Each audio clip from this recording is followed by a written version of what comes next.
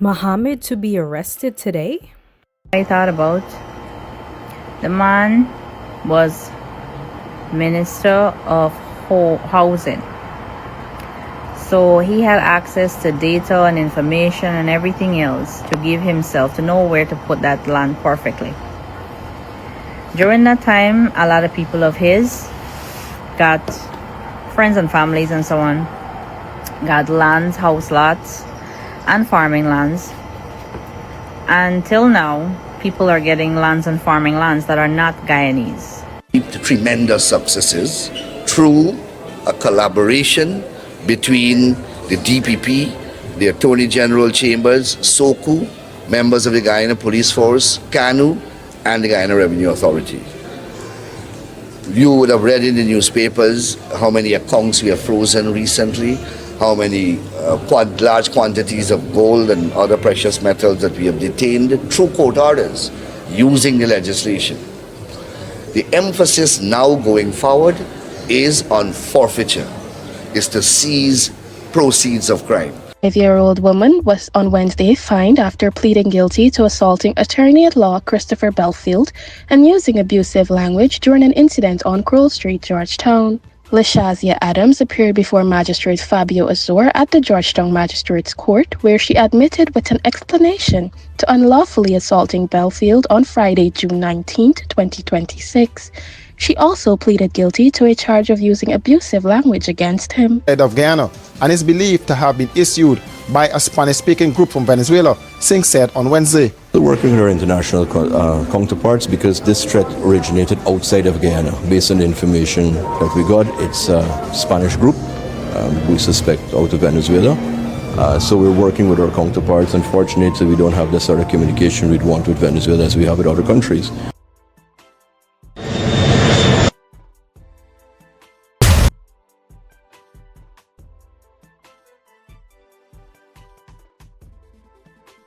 One love, Delta 9 travelers, and welcome back to another flight. It's another episode of What's Hot and What's Trending in Guyana. It's Thursday and it is heating up before the weekend. We've got some breaking news for you. But first, we're going to be starting off with this Indian woman exposing President Ali's mega farm. Hear what she has to say about this farm.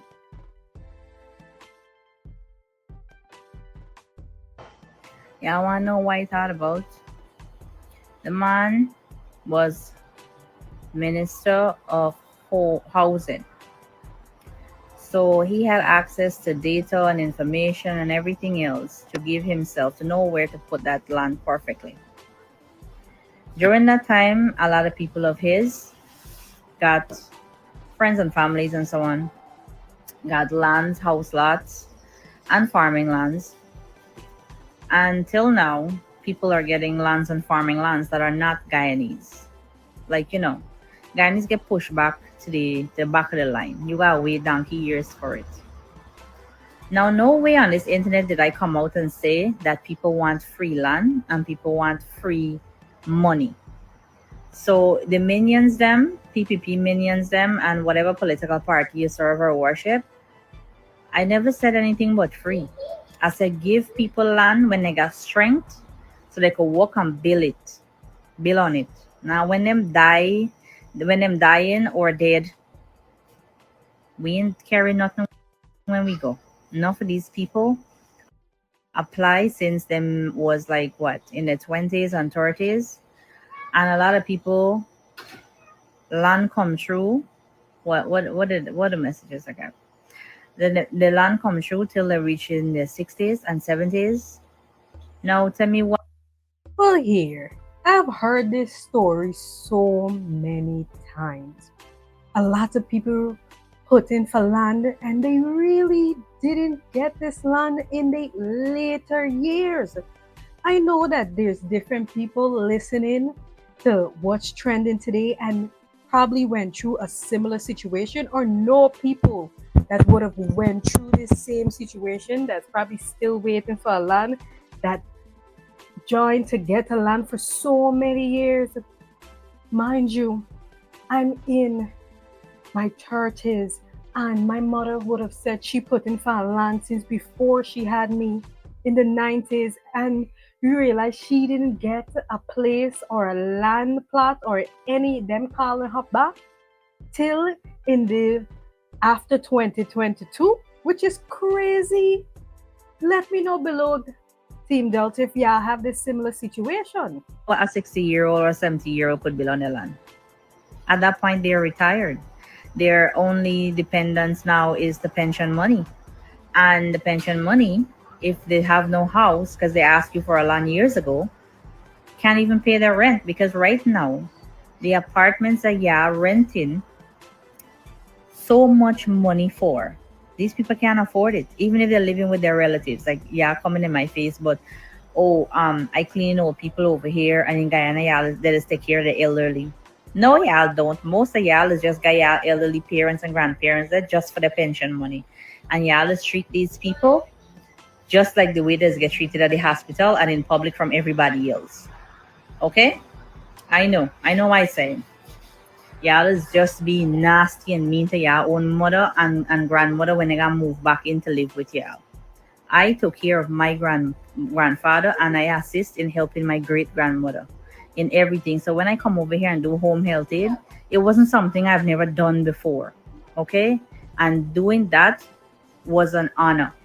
I did it with dignity and I did it with pride, because at the end of the day, I am going to get old. At least I would hope to live to be that, to get to that stage. I had two clients. One was 90 and one was 94. If I'm blessed enough, I will be able to live to see children, my son get his kids, and I will be able to see grandkids and possibly great grandkids. Now, the land when he was housing minister, I'm gonna explain and go live and show you how farming. When he going outlet by time, push his documents, so he can show y'all, and guess what? Y'all gonna believe.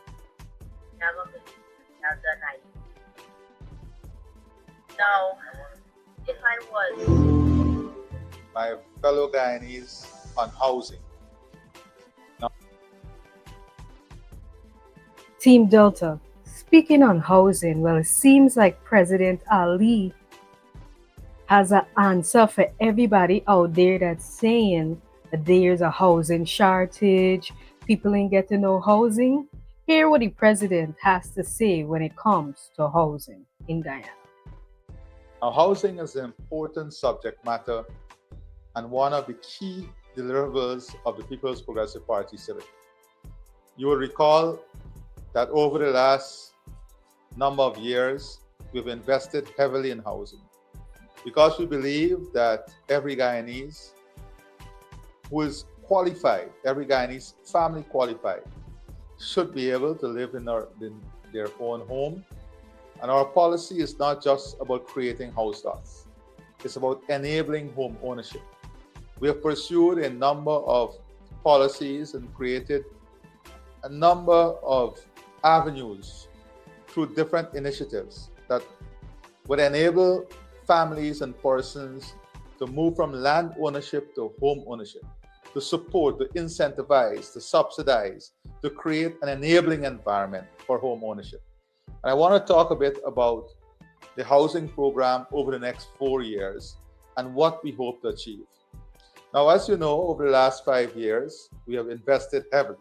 We are building on an enormous foundation that we have already invested in between 2020 and 2025.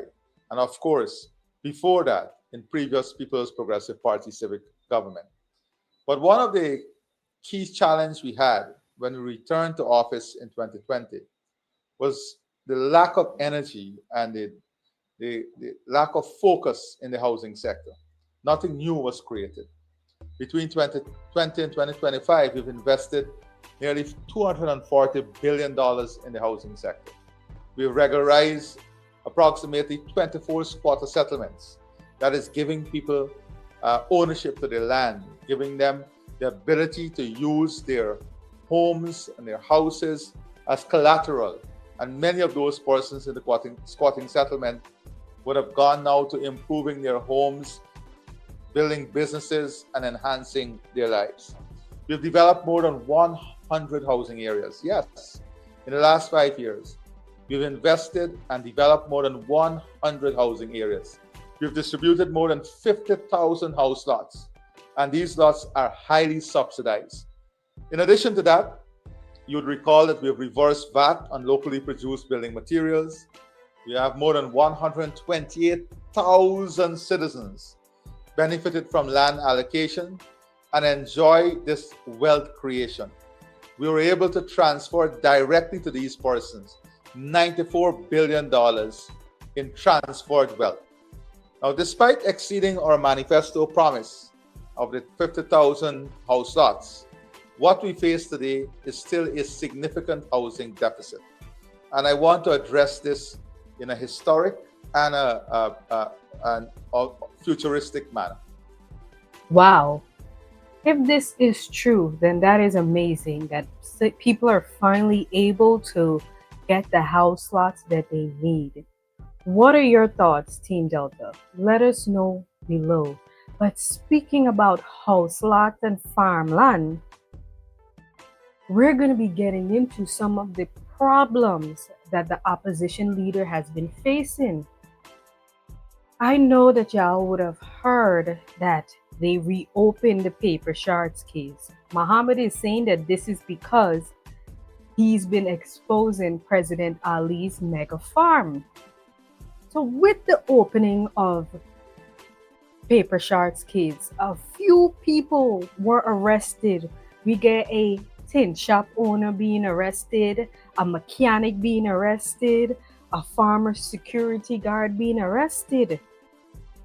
But then today on various social media pages, including T. Mohamed, Melly Mel, and Rickford Burke, breaking news, Mohamed may be arrested by the end of the day. Here's what Mohamed had to say about these recent developments concerning the paper shards case and maybe his possible arrest. Coming from the Team Mohamed page, it is being said 11 minutes ago that 4 special branch vehicles have been stationed at my residence and other locations that I'm usually present at on a daily basis. Even the special branch officers saying that this is sickening. President Imfard Ali, who is acting out of desperation, panic, and haste, can send the entire joint services, police, soldiers, and the GDF to look for me, because that won't scare me. I only fear the Almighty God. As a Muslim, Irfan should know that Muslims don't fear man, they fear the Almighty God. If they really understand what they're doing, hoping to unjustly arrest the opposition leader, this is representing the people, they would think twice. And here are the special branch vehicles parked up by Mohamed's various residents. Wow. What are your thoughts if they arrest the opposition leader today for paper shards? That because remember, it's 72 hours that they could legally hold you without, any formal evidence or any charges being placed. They could say that this is part of the investigation. But we all know that this was coming. We were waiting for it since last week, but that didn't happen. But maybe this weekend is the weekend for them to actually arrest Mohamed, and possibly charges may be coming against him. But it just seems like the opposition leader is just getting bad news from bad news, because the CCJ, guess what the CCJ is saying, Team Delta? The CCJ is saying that they are ready to make their ruling, and they will be making their ruling on July 29th. The CCJ is making their ruling on July 29th. So I don't know, Team Delta. It seems like the opposition leader is just keep getting bad news after bad news, because that means that come August 1st, there will not be an opposition lead in Guyana. Perhaps the Mohammeds will be gone. This is breaking news. July 29th, before the August 1st holiday, Mohammed is gone. This is crazy. And this information just came out today. Wow. Wow. And with the whole situation about criminal operations in Guyana, we have the AG making a statement that they've made significant progress in recovering the assets from organized crime. Let's hear directly from the AG right before we get into this commercial.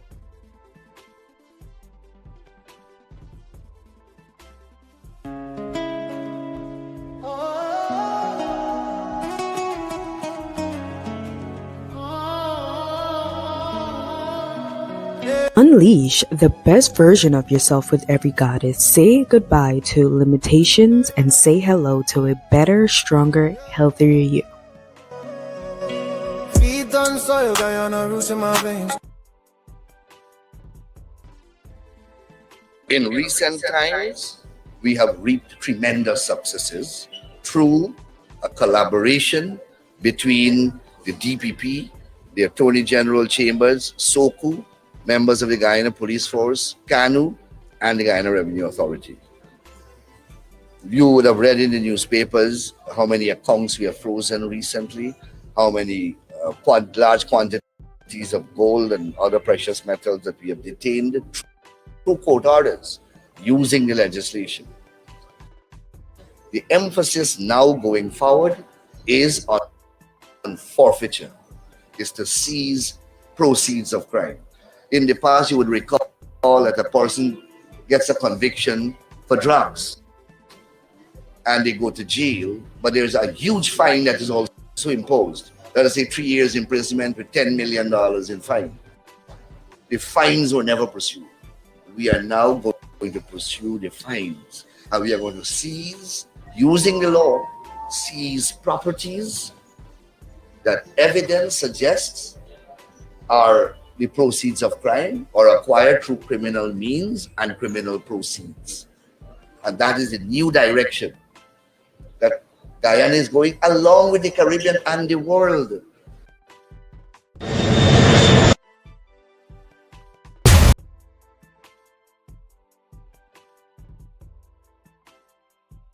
Well, you heard it there from the Attorney General, what they're going to be seizing.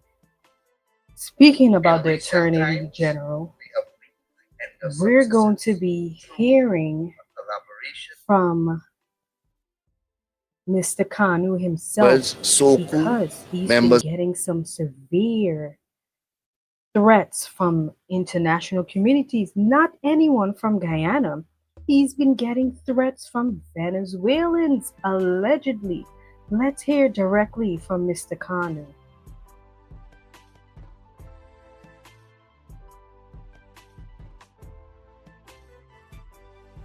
Customs Anti-Narcotics Unit head James Singh originated outside of Guyana and is believed to have been issued by a Spanish-speaking group from Venezuela, Singh said on Wednesday. We're working with our international counterparts because this threat originated outside of Guyana. Based on the information that we got, it's a Spanish group, we suspect out of Venezuela.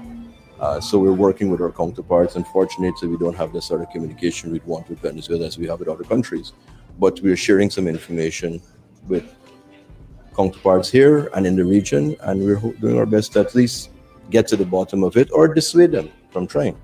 The Guyanese authorities have said they are treating the threat against Singh with the utmost seriousness. In a 16-second video that recently circulated on social media, a masked man, while pointing to an image of Singh, says in Spanish that the notorious Sindicato group will find him and kill him. The recording is entirely in Spanish. A death threat. Wow. That is crazy because why would you be threatening the head of an organization like that? And especially you're not even in the country, so you think that Mr. Singh should be allowing you to conduct your illegal activities in Guyana just like that? No, no, no, no, no. I think not. And I think that they need to take this very serious because, as we know from Guyana's history, this is not the first time that a Kanu head has been unalived while on duty, allegedly. Speaking about these activities with court and people being threatened, well, I don't know if y'all saw the viral video that was circulating online with a parking situation. But then when you come down to it, the person was taken before the court, a woman. Let's hear exactly what happened and what transpired and what led to this situation. A 35-year-old woman was on Wednesday fined after pleading guilty to assaulting attorney-at-law Christopher Belfield and using abusive language during an incident on Crowell Street, Georgetown. Lashazia Adams appeared before Magistrate Fabio Azor at the Georgetown Magistrates Court, where she admitted with an explanation to unlawfully assaulting Belfield on Friday, June 19, 2026. She also pleaded guilty to a charge of using abusive language against him. In her explanation to the court, Adams stated that she was driving along Crowell Street when she noticed what she believed was an empty parking space. She said Belfield was standing where she intended to park and she had asked him to move, adding that she had already begun turning into the parking spot. Belfield, however, told the court that he explained to Adams that he was holding the parking space for someone who was on the way.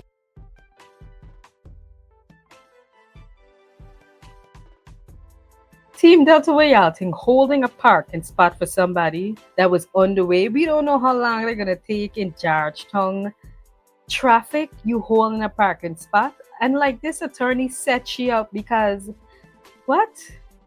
How can you be charged for something that someone else is doing? I understand you shouldn't be using, offensive language towards someone and trying to run the person over, but sir, why would you be standing there holding a parking spot for someone that's on their way and she's there right now? That's kind of that's messed up.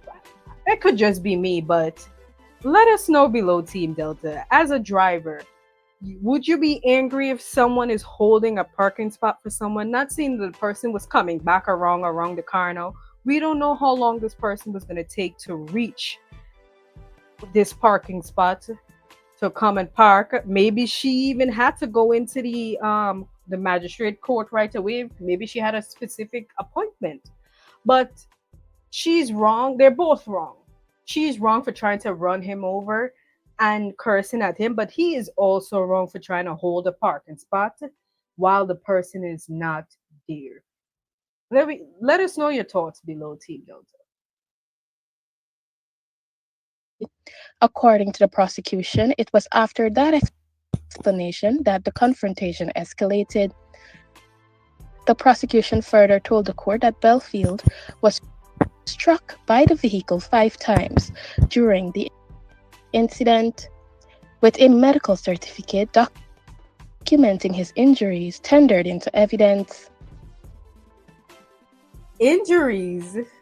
I mean, she didn't throw you in the trench or anything. That looks like a small tap, but who are we to say that he wasn't hurt, right? The prosecution urged the court to impose the maximum penalty.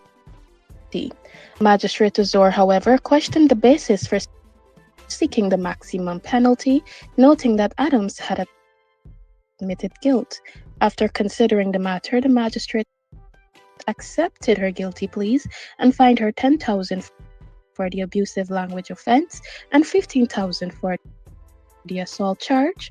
Should she fail to pay either fine, she will have to serve 2 weeks imprisonment. on each offense. The court also heard that Adams is expected to return to the Breakdown Police Station's traffic department, where she may face additional traffic-related charges. She may also face charges under the Cybercrime Act in relation to material published following the incident. Wait, man. All these charges? But it's not she posted the video. Well, I'm not sure, so let me not speculate. It's not she that posted the video, but the video looked like it was coming from a higher angle.